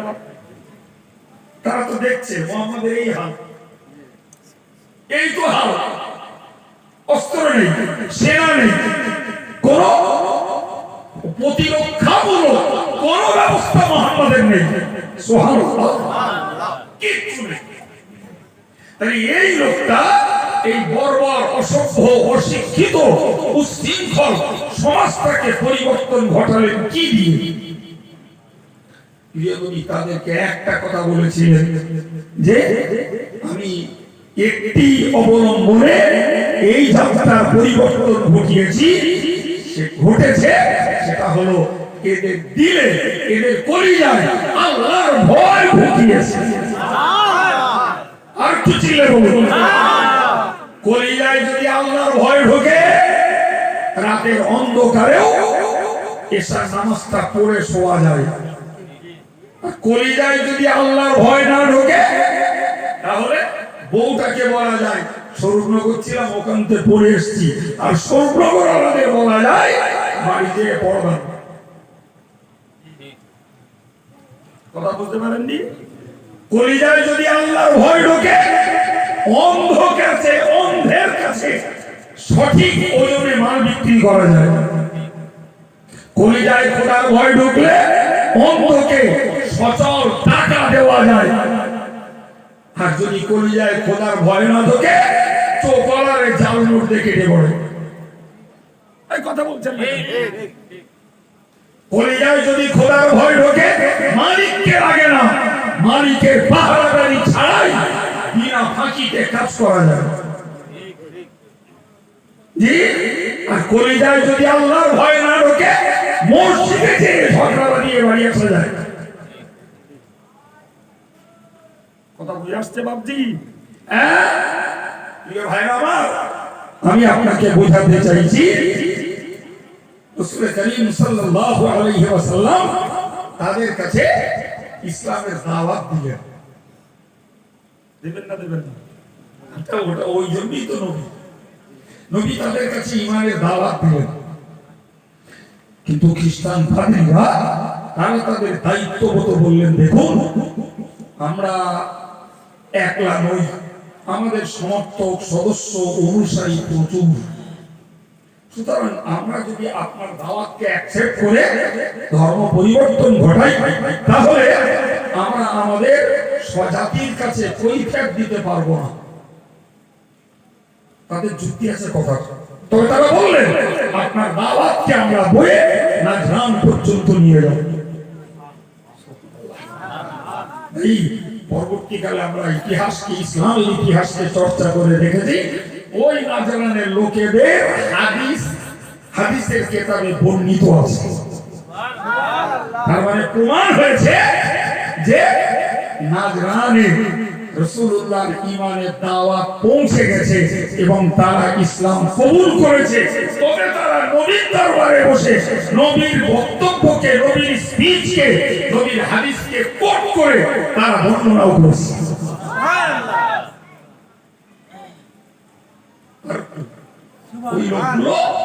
ওই লোকগুলো নবীর কাছে চাইলো আমরা একটু প্রেয়ার করব। মদিনা থেকে কিবলা হলো, আমাদের কিবলা দক্ষিণ দিকে। কোন দিকে বলেছি? দক্ষিণ দিকে। রাসূলুল্লাহ কবরে শায়িত আছেন, রাসূলের মাথা আছে, রাসূলের মাথা পশ্চিম দিকে, পা পূর্ব দিকে। রাসূলের মাথা না, ভুল বলছি, রাসূলের মুখ দক্ষিণ দিকে, রাসূলের মাথা পশ্চিম দিকে, রাসূলের পা পূর্ব দিকে। এইভাবে রাসূল শায়িত আছেন। এক কথায় মদিনা থেকে কিবলা হলো দক্ষিণ দিকে। খ্রিস্টানরা চাইলো আমরা একটু ইবাদত করব, ওদের কিবলা পূর্ব দিকে। কোন দিকে? পূর্ব দিকে। তার মানে আমাদের কিবলা ছাড়া ভিন্ন দিকে ওদের কিবলা। রাসূলুল্লাহ ওদেরকে পারমিশন দিলেন, ওরা মসজিদে নববীর এক ধারে যেয়ে পূর্ব দিকে ফিরে ওদের মতো ওরা ধর্ম চর্চা করে নিল। তবে এইখানটায় আমি একটা কথা আপনাদেরকে বলবো, নাহলে আমরা তো কথার বাচ্চা বাড়াতে জানি, পরে আবার বাচ্চা বাড়ানি মুশকিল হয়ে যাবে। একটা কথা আপনাদেরকে বলবো, এই রাসূলুল্লাহ যখন ভিন ধর্মের লোকেদেরকে মসজিদে নববীতে জায়গা দিয়েছিলেন, তাই তখন অমুসলিমদের মসজিদে যাওয়ার নিষেধাজ্ঞা জারি হয়নি। এটা মনে রাখুন, অমুসলিমদের মসজিদে ওঠার নিষেধাজ্ঞা জারি হয়েছে নবম হিজরিতে, রাসূলের ইন্তেকালের মাত্র 1 বছর আগে। কোরআন বলেছে ইন্নামাল মুশরিকুনা নাজাস, মুশরিকরা নাপাক, ফালা ইয়াকরাবুল মাসজিদাল হারাম, তারা যেন সম্মানিত মসজিদের ধারে পাশেও না ঘেঁষে। আমি যদি কেউ বলেন এটা মুসলমানদের একটা সংকীর্ণতা যে অন্য ধর্মের লোকেদেরকে এরা মসজিদে উঠতে দেয় না, আমি অন্য কোনো জবাব না দিয়ে ছোট করে এইটুকুই বলবো, পুরীর স্বর্ণ মন্দিরে মুসলমানদের ঢুকতে দাও না কেন বাবা? কি তোমরা যদি তোমাদের স্বর্ণ মন্দিরে মুসলমানদেরকে পারমিট না করো, তাহলে মুসলমানরা তাদের মসজিদে অমুসলিমদেরকে পারমিট করবে না, এতে আর নাক শিক্ষানোর কি আছে? কথা বলেন, কথা বলেন। জি, মক্কা শরীফ, কাবা শরীফের চারিপাশে বর্ডার আছে এবং বর্ডার আছে, সেখানে 24 ঘন্টা মিলিটারি পাহারা আছে। বড় বড় লেখা আছে, আরবিতে লেখা আছে মামনুউদ দুখুল লিগাইরিল মুসলিমিন, ইংরেজিতে লিখে দেওয়া আছে প্রহিবিটেড ফর নন মুসলিমস। এই বর্ডার ছাড়িয়ে ভিতরে কোন অমুসলিমদেরকে যেতে দেওয়া হবে না। মদিনা থেকে এয়ারপোর্ট তৈরি হয়েছে, তো অনেক এয়ার হোস্ট আছে অমুসলিম বিভিন্ন দেশে। বিমান যায় তো নাকি? হ্যাঁ, তো সেই বিমানের এয়ার হোস্ট যারা, বিমান সেবিকা যারা, তারা অনেক অমুসলিম থাকে। জি, এই জন্য সৌদি সরকার এয়ারপোর্টের এক বিশাল রাজকীয় বিল্ডিং তৈরি করে দিয়েছে। জি, সেখানেই তাদের অবস্থান, সেখানেই হোটেল, সবকিছু সবকিছু, যে অমুসলিম এয়ার হোস্ট যারা, বিমান সেবিকা যারা, তারা আসবে এই বিল্ডিং তাদের জন্য। কোথায় আমরা কথা বলতে পারেননি?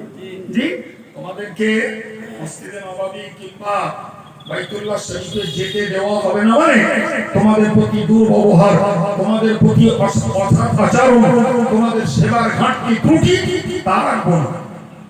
সে বিল্ডিং দেখলে চোখ দাঁড়িয়ে যাবে, এত উন্নত মানের বিল্ডিং।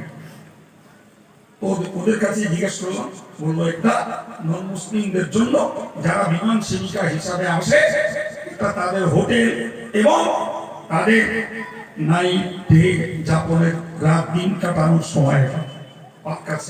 আবার কখন তাদের বিমানের পালা আসবে তখন আবার বেরিয়ে যাবে। যাই হোক, আমি এত কথা আপনাদেরকে শোনালাম, জি পাক্কা 1 ঘন্টা অধিক হয়েছে।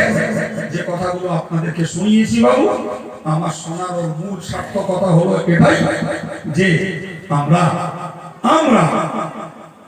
কোরআনের কাছ থেকে যে বার্তাগুলো পাই, আমরা কোরআন পড়তে পারি না, আমরা কোরআনকে নিয়ে গবেষণা করি না, তার মিনিং, তার এক্সপ্লানেশন, তার অর্থ ব্যাখ্যা কিচ্ছু বুঝি না। কিন্তু আমাদের কাছে বড় সুবর্ণ সুযোগ হলো বাঙালি মুসলিম সমাজের কাছে বাঙালি প্রকৃত যোগ্য আলেম বক্তা পড়ুয়া যারা,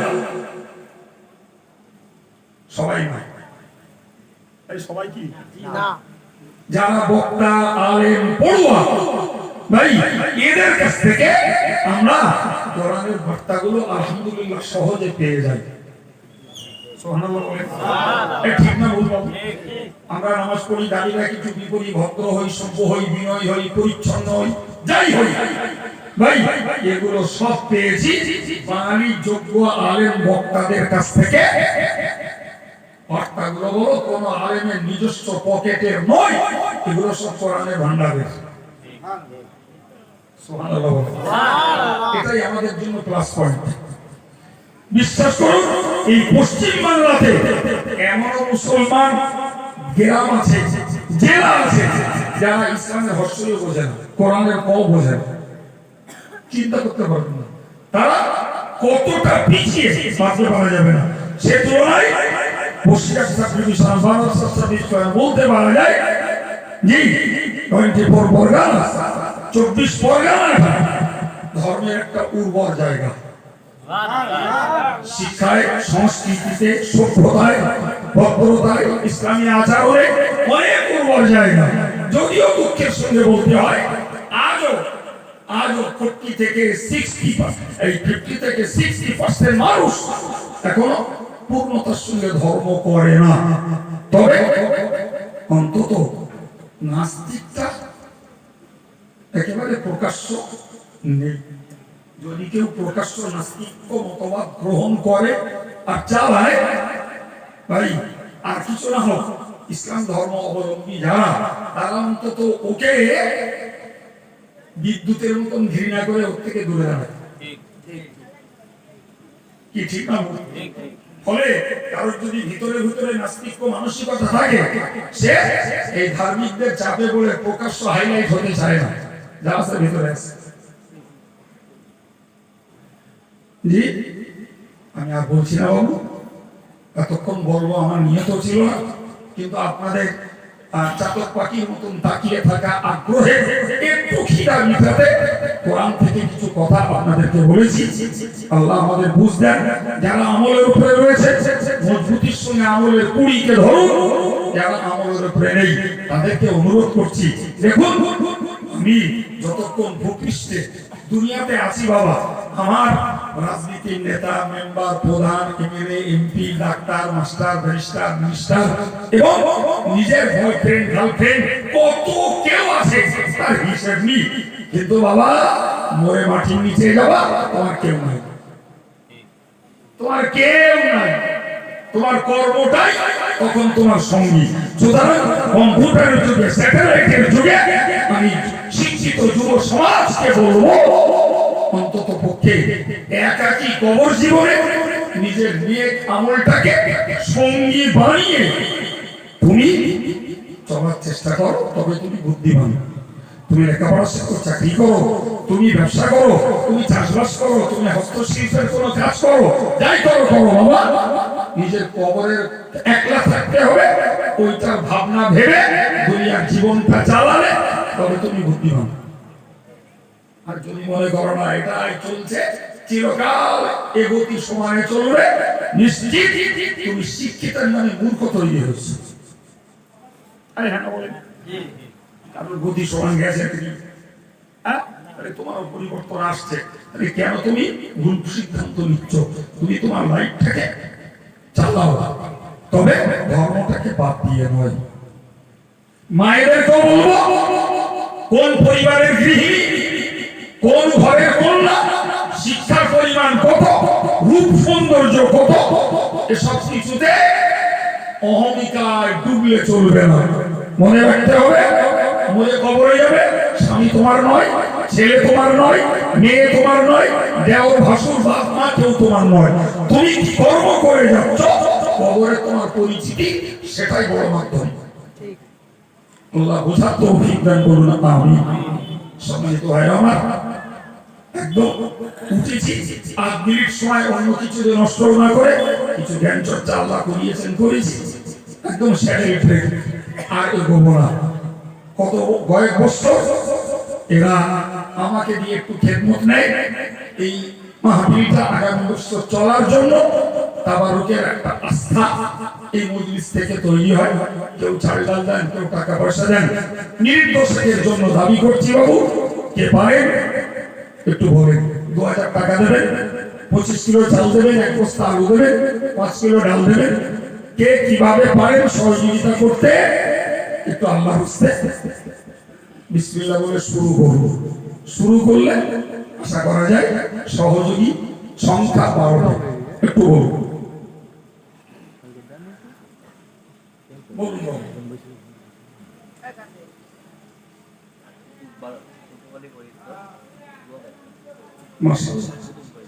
কুতুব বৈদ্য একটি যুবক ছেলে, 2000 টাকা, জোরে বলুন মাশাআল্লাহ, আর একটু জোরে বলেন আমিন। আমাদের জিন্নাত আলী গরিব মানুষ, ফ্যান চালায়, সেও 100 টাকা নগদ দিয়ে শরীক হয়েছে। আল্লাহ কবুল করুন, আমিন বলেন বাবা। শিগগিরই বলেন। কুতুব বৈদ্যের সঙ্গে সঙ্গী হয়ে 2000 আরেকজন বলবেন।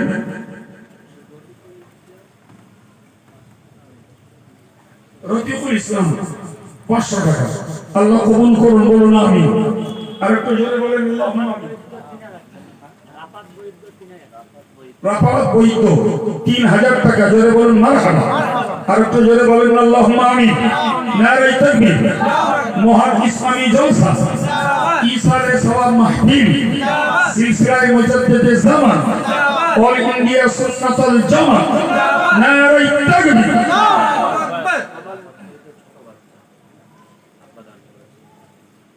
রাফাত বৈদ্য ছোট বাচ্চা, তার আব্বা তার জন্য তার ভবিষ্যৎ জীবনের সার্বিক উন্নয়নের আশা রেখে 3000 টাকা, জোরে বলুন মারহাবা। নারে তাকবীর।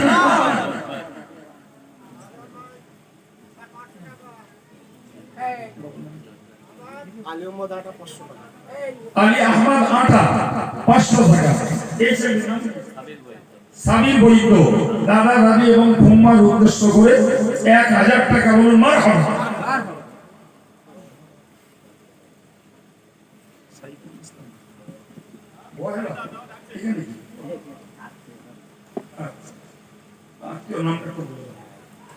সাইফুল ইসলাম বহেড়ায় বাড়ি, বারাসাতের কাছে, জি, তিনি 500 টাকা, আল্লাহ কবুল করুন, বলুন আমিন। নারে তাকবীর।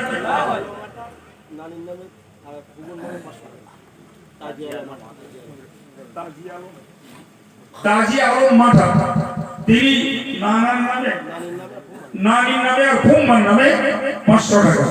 আল্লাহ কবুল করুন, বলুন আমিন। নারায়ে তাকবীর। আল্লাহ দানকে কবুল করেন, দানের বিনিময়ে দুর্গতি থেকে হেফাজত করেন, নেক মনোবাঞ্ছাকে আল্লাহ পূর্ণ করেন, বলুন আমিন।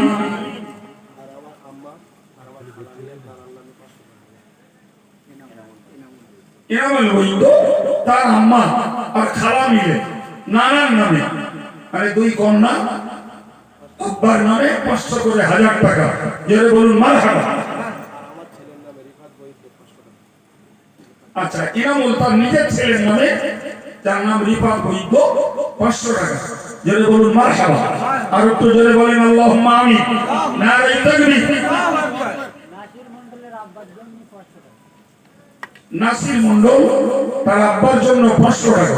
বলুন মারহাবা। আর একটু জোরে বলেন আল্লাহুম্মা আমিন। নারায়ে তাকবীর। শান্তু আটা 1 বস্তা আলু আল্লাহ কবুল করুন। তাবারুকের জন্য যারা মান সামান দেয়, তাদের রিজিকের রাস্তাকে আল্লাহ প্রশস্ত করে দেন, বলুন আমিন।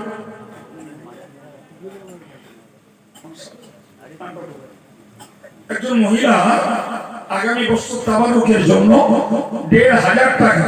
জোরে বলুন মারহাবা। আর একটু জোরে বলেন মারহাবা। নারায়ে তাকবীর।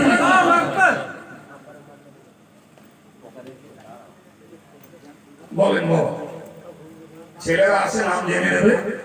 আর কেউ যদি নগদ দিতে চান, সেটাও ছেলেদের কাছে দিয়ে দেয়। একটু বলেন।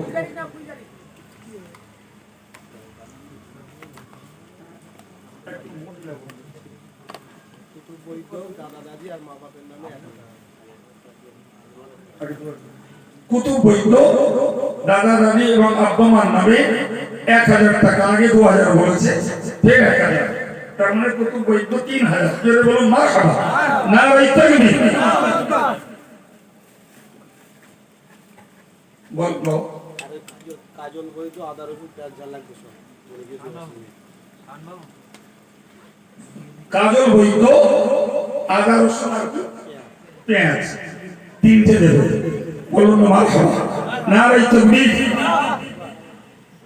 বলেন না বাবা, খুব বেশি বেশি কুইন্টাল খানিক চাল লাগতে পারে, তো 4টে ভাই 25 কিলো করে দায়িত্ব নিন।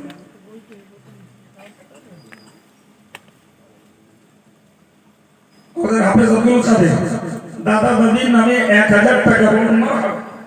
আর একটু জোরে বলেন আল্লাহুম্মা আমিন। নারায়ে তাকবীর।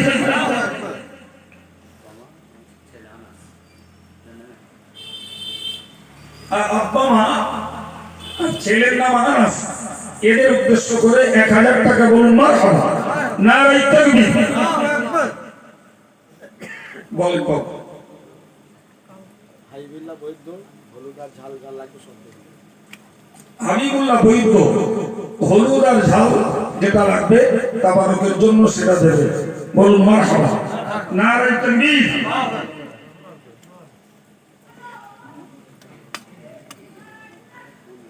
আরে চিশতিয়া মাদ্রাসা সম্পাদক কি সভাপতি আমাদের শাহজাহান ভাই 1 বস্তা চাল। শাহজাহান ভাই 25 কিলো চাল। আল্লাহ কবুল করুন, বলুন আমিন। নারায়ে তাকবীর। নারায়ে তাকবীর। হাবিবুল্লাহ 500 টাকা। বলুন মারহাবা। মায়েরা আপনারা যারা আছেন, আপনারা জানেন যে এই মজলিসটাতে তাবারুকের জন্য চাঁদা তোলা হয়। কেউ ওয়াদা করতে পারে, কারণ নগদ দেওয়ার সামর্থ্য থাকলে দিতে পারে। আমি কমিটির ছেলেদেরকে বলবো মায়েদের কাছ থেকে একটু ঘুরে আসার জন্য। মুজাম্মেল হক 25 কেজি চাল। জোরে বলুন মারহাবা। নারায়ে তাকবীর। দাতাগণ, দাতাগণ, দ্বীন ইসলাম, দ্বীন ইসলাম। নারায়ে তাকবীর।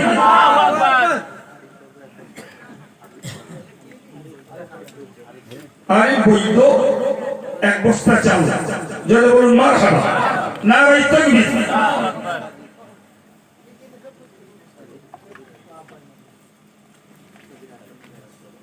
সাবির এক বস্তা চাল ও তার মরহুম আব্বার উদ্দেশ্য করে এক বস্তা চাল, জোরে বলুন মারহাবা। আলহামদুলিল্লাহ, চারজন ভাই 25 কিলো করে 1 কুইন্টাল চালের দায়িত্ব নিয়েছেন। আল্লাহ তাদের আদায় করা সহজ করে দেন, বলুন আমিন। ভাই আলু এক বস্তা হয়েছে, আর এক বস্তা হলে মনে হয় ভালো হয়। একজন বলেন। আবু তাহের মন্ডল, আব্বা আম্মার নামে 500 টাকা, বলুন আল্লাহুম্মা আমিন। নারে তাকবীর। বলেন বাবা, ডাল আলু কেউ দেবেন? ডাল আলু কেউ দেবেন বাবা? আর এক বস্তা আলু দেন, 1 টিন তেল দেন, বেশি দিতে হবে না। 5 কিলো করে ডাল বলেন কয়েকজন। জি একটু বলেন। চাল হয়ে গেছে, মশলাপাতি গুলো হয়ে গেছে। কার মন চাই? ভাই আলু আমাদের লাগছে।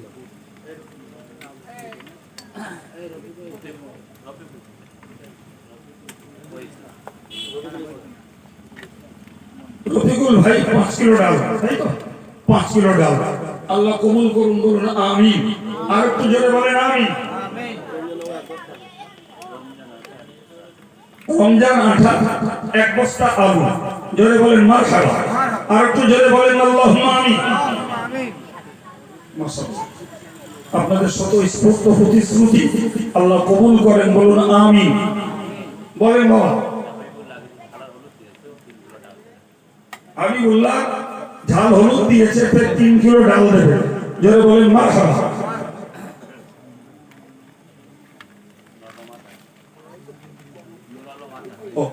নুরালো মাঠা নানির নামে আর ফুম্বার নামে 1000 টাকা, জোরে বলেন মারহাবা। আর একটু জোরে বলেন আল্লাহুম্মা আমিন। নারে তাকবীর। বলেন বাবা, ডাল একজন বলেন। রফিকুল ভাই বলেছেন সবে 5 কিলো যা আছেন, আশা করা যায় আরো 2-4 জন বলতে পারেন। একটু বলেন, একটু বলেন। 2 নম্বরে 5 কিলো ডাল বলেন। আমি 1 টিন তেলের কথা বলেছি। কোন ভাইয়ের সামর্থ্য আছে একটু দায়িত্ব নেন যে আমি 1 টিন তেল দেবো তাবারুকের রান্নার জন্য? বলেন।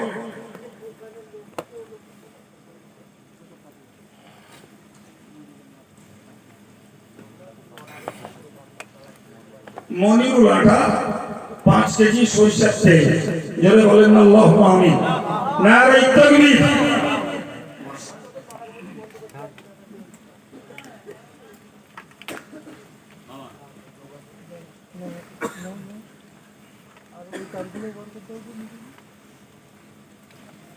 বলেন একবারে স্টপ হলে কেমন লাগছে একটু বলুন। সময় আর কষ্ট দেবো না। আমি এমনি 1.5 ঘন্টার বেশি মাইকে থাকি না, তো 1.5 ঘন্টাই নিয়ে এরা তো কম কথা বলছিল। একটু বল। ইমরান একটা সদস্য 500 টাকা, আল্লাহ কবুল করুন, বলুন আমিন। নারে তাকবীর।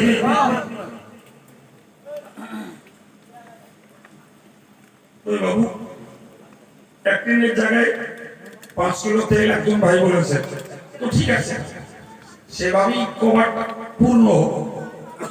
2 নম্বর একজন 5 কিলো তেল বলে।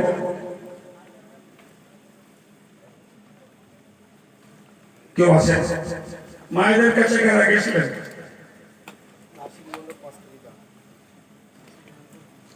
আশিক মন্ডল 5 কেজি ডাল, জোরে বলেন মারহাবা। নারে তাকবীর।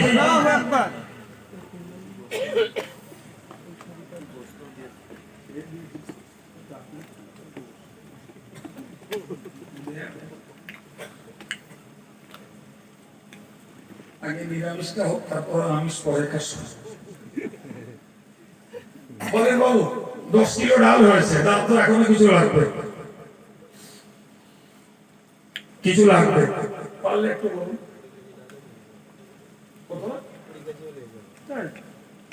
কম তো মাশাআল্লাহ 10 কিলো হয়ে গেছে। আর 10 কিলো দুটো ভাই বলে, দুটো ভাই 10 কিলো ডাল বলে।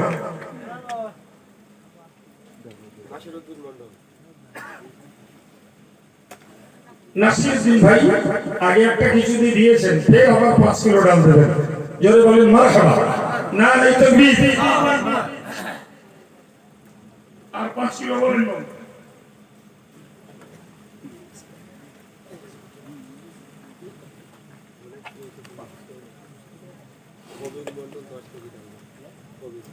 কবির মন্ডল 10 কেজি ডাল আল্লাহ কবুল করেন, বলুন আমিন। সাফিসিয়েন্ট, প্রয়োজন অতিরিক্ত হয়ে গেছে। এবার একটু বলেন আল্লাহকে সেবা, বলুন আমিন। কই বাবা, এবার বলে আমাদের নিরামিষ তৈরি হয়েছে মাশাআল্লাহ। এবার একটু বলেন গোশ নেবেন? 30 কেজি মাংস হলে হবে। 10 কেজি আমরা দেবো। 10 কেজি ছেলেরা দেবে গোশ, আর 30 কেজি লাগবে।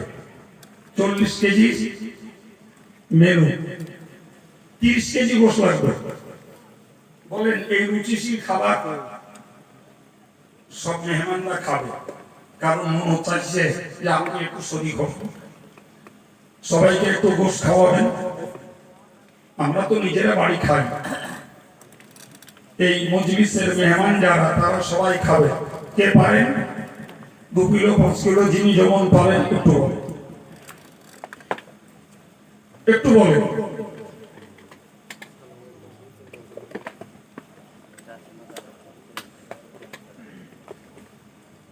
একজন মা তার বাচ্চা ইন্তেকাল করেছে, ছোট ছেলে, তার জন্য দোয়া চেয়ে 100 টাকা দিয়েছেন। আল্লাহ তার বাচ্চাকে কবর জমিনে নাজাত দেন, শান্তিতে রাখেন, বলুন আমিন। বলেন বাবু, বসে দায়িত্ব কোনো ভাই, কোনো যুবক, কোনো দায়িত্বশীল মানুষ কেউ একটু নেবেন। অন্তত দাবিটা যখন উঠে এসেছে, পূর্ণ না হোক তো এক একজন শরীর অন্তত হন, কতটা যতটাই হয় বলেন।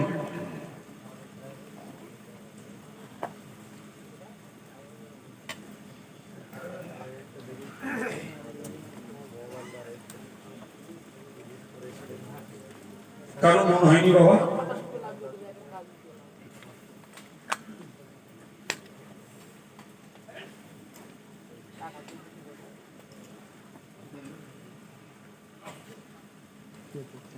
আমার মায়েরা কয়েকজন কিছু ক্যাশ পয়সা দিয়েছেন, বাকি সুদিয়া দিদি 100 টাকা, মঈনুদ্দিন ভাই 10 টাকা,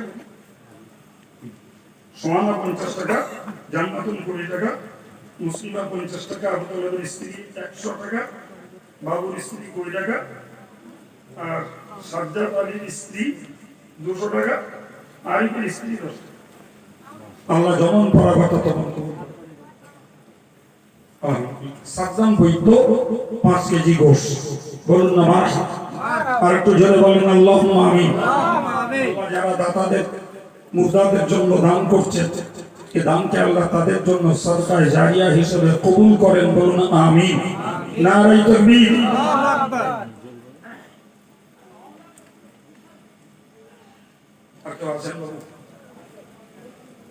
এই সুন্দর পরিবেশ কয়েক বছর ঘটছে আপনাদেরই সার্বিক সহযোগিতা। তো এখন বলেন, আর সবার মুখোমুখি এলে আপনারা নিশ্চয়ই শরীক হন, না হলে এত সুন্দর করে তৈরি করা যায়। সেটা যদি আগে একটু ওয়াদা রাখেন, সওয়াবও পেয়ে যান, বা কমিটির ছেলেরা একটা আস্থা পায় যে আমাদের এটা প্রতিশ্রুতি হয়ে আছে, আর কিছুটা আমরা কাজ করলে সবটাকে সম্পন্ন করতে পারবো। তো যদি কারোর মনে হয় একটু বলুন। আমি সবাইকে দাবি রাখছি, একটু প্রাণ খুলে দরুদ শরীফ পড়ুন। আল্লাহুম্মা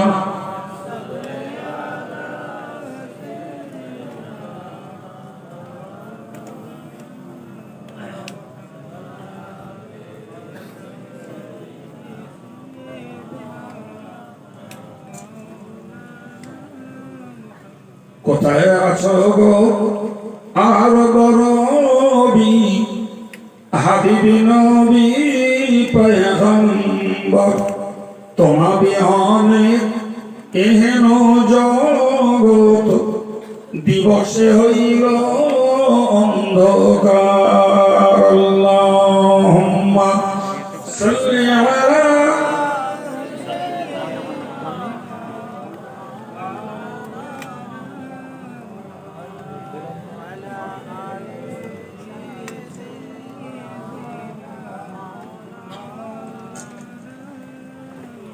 তুমি যে খোদা পিয়ারা হাবিব তোমার তুল্য কেহ নাই আর তোমার মতো আকাশ ভ্রমণ করেনি কোনই পয়গম্বর আল্লাহুম্মা সাল্লি আলা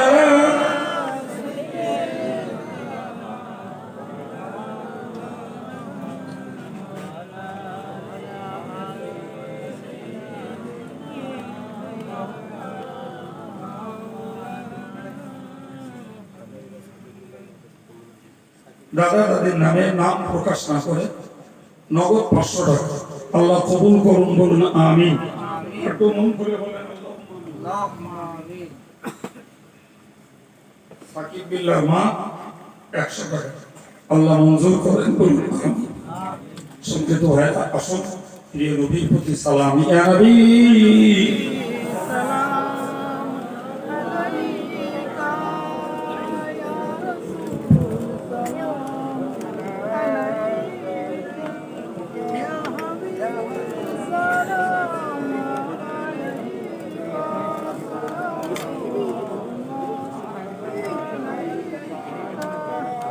নবী প্রাণের পিয়ারা দেখিতে পাবো কি মোরা না পে তব দর্শন কলিজা হয় পারা পারা ইয়া নবী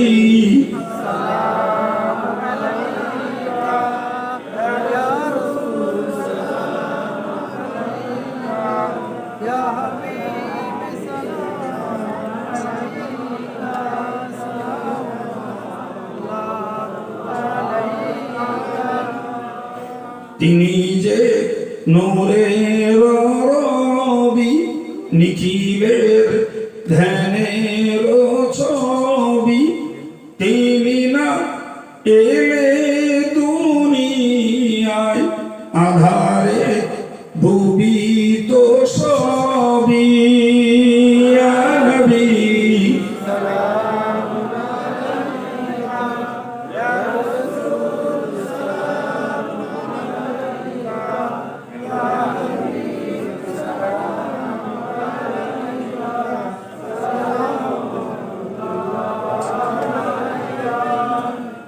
চন্দ্র সূরজ আকাশে ভাসে সে আলোয় হৃদয় না হাসে এলেন তাই হে নবরবি মানবের মনের বিকাশে ইয়া নবী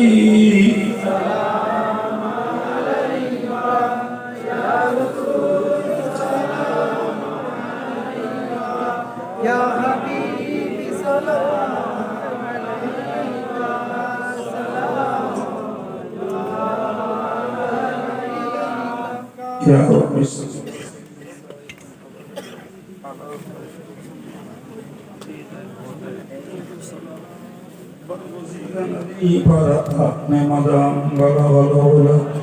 بكماله كشف الدجى بجماله حسنت جميع خصاله صلوا عليه وآله সম্মানিত ভাইরা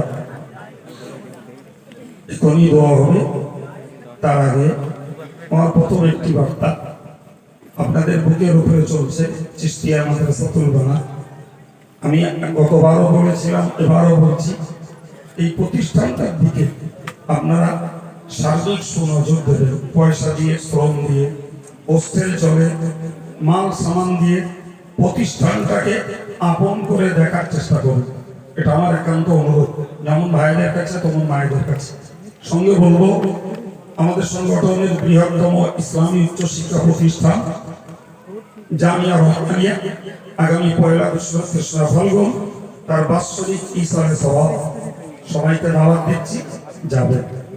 এলাকার ছেলেরা অনেকেই 20 টাকার কুপন 10 টাকার কুপন নেন জামিয়ার একটু খেদমতের জন্য। প্রতিষ্ঠানটা গত বছর চালাতে খরচা ছিল 2,01,62,000 টাকা।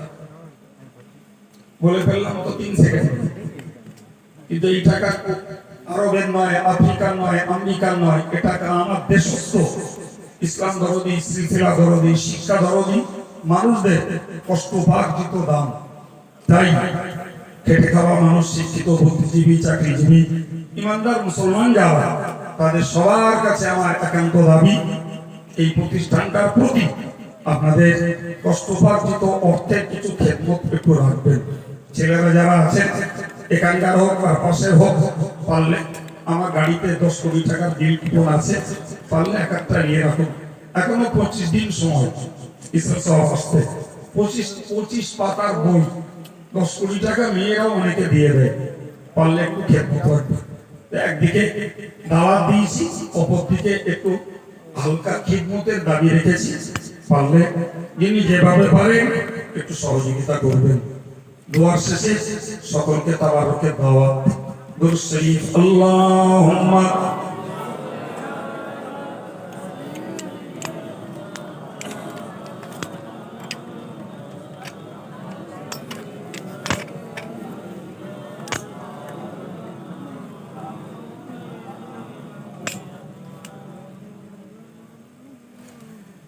আল্লাহ মরহুম ইয়াগালি সাহেব ইন্তেকাল করেছে, তার নামে 500 টাকা। আল্লাহ কবুল করুন, বলুন আমিন। আল্লাহুম্মা আলহামদুলিল্লাহি রাব্বিল আলামিন।